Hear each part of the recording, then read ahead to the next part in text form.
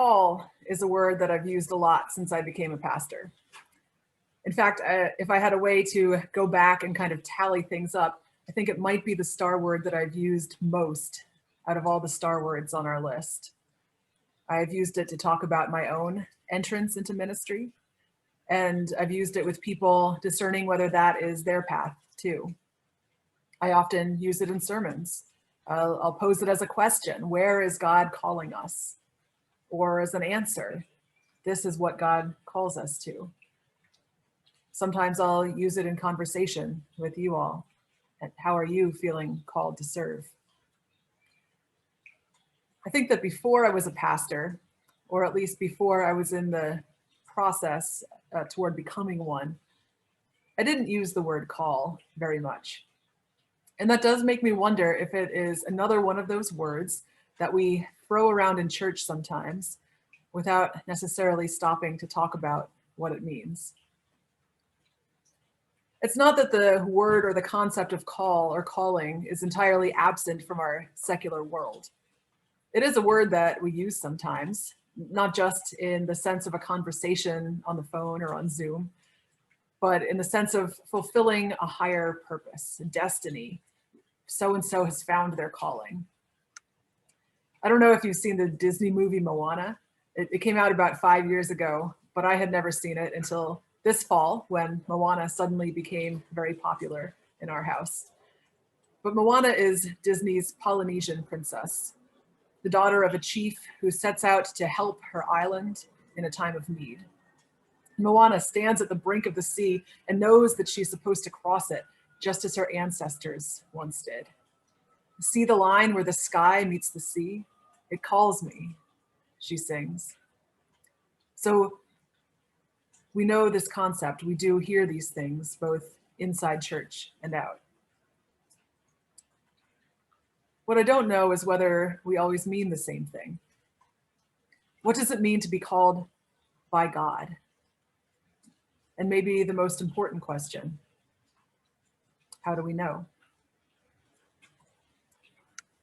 If you think about those stories in the Bible that we sometimes call stories, there's seldom any room to doubt just what is happening and what's supposed to happen next.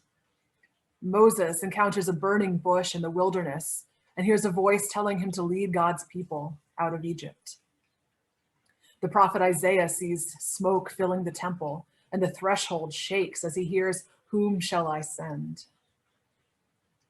For Jonah, it takes being swallowed up by a giant fish to convince him to go proclaim God's grace to his enemies in Nineveh. Mary has a face-to-face conversation with an angel who tells her she is going to be the mother of Jesus. And later, when that baby boy grows up, fishermen drop their nets at the sound of his voice and follow. I used to think that all call stories should happen like that. That proverbial flash of lightning, that one clear answer or direction for your life, that when God made it known, you knew. And I know people now with stories like that. But for most people, I think that's not usually how it works. I know that for me, call was something that I awakened to gradually. I read books by faith leaders who inspired me with their work and their sacrifice for justice. I learned to read the Bible in a new way, and I fell in love with God's story.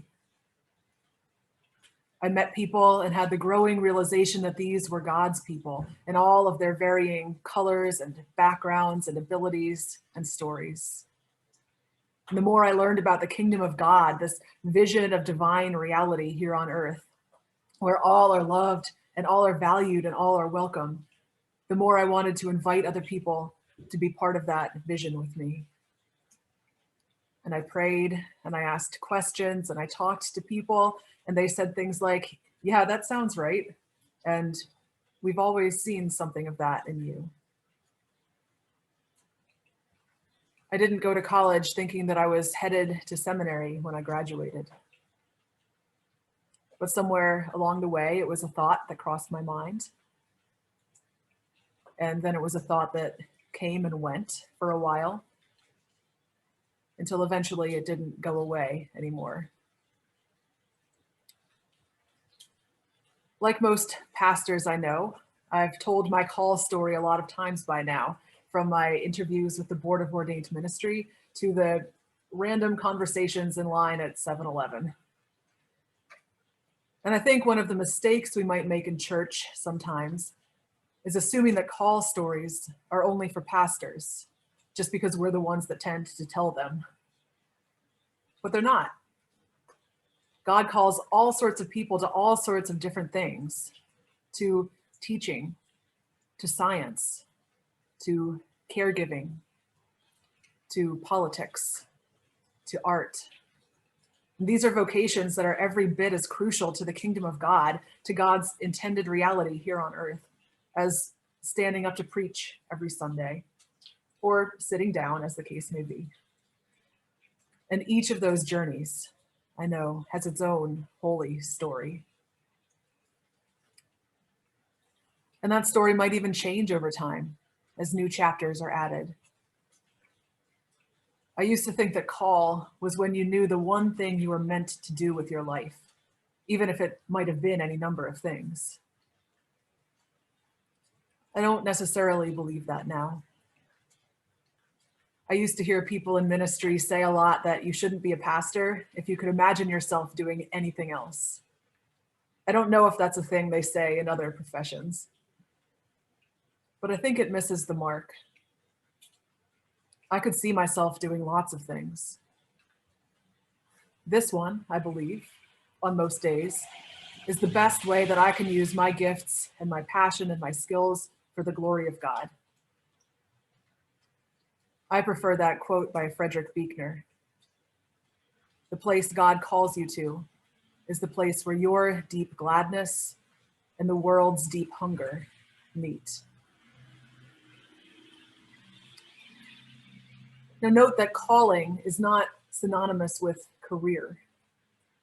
Not all of us will find our deep gladness meeting the world's deep hunger, doing the thing that pays us money. Some of us have to put food on the table.